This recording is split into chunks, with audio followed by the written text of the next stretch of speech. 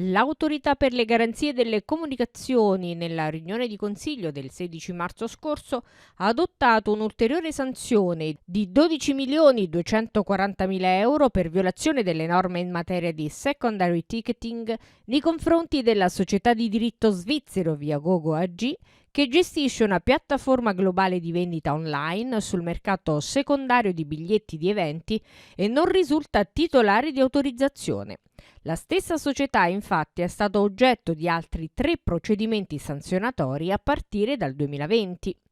L'attività di accertamento è stata condotta con il supporto della Guardia di Finanza, in particolare del gruppo Radiodiffusione Editoria del Nucleo Speciale Beni e Servizi, reparto specializzato alle dipendenze del Comando Unità Speciali e del Comando dei Reparti Speciali.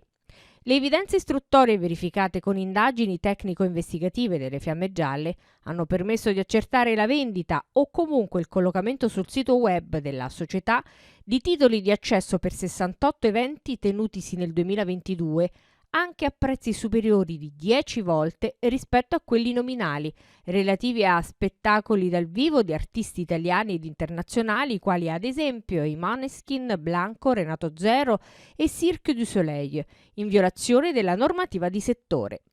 Inoltre, in considerazione della ripresa del mercato dei concerti ai livelli del periodo pre-Covid, l'autorità ha avviato, in collaborazione con la Guardia di Finanza, un monitoraggio ad ampio spettro per individuare i flussi anomali di vendita di biglietti per spettacoli sul mercato secondario.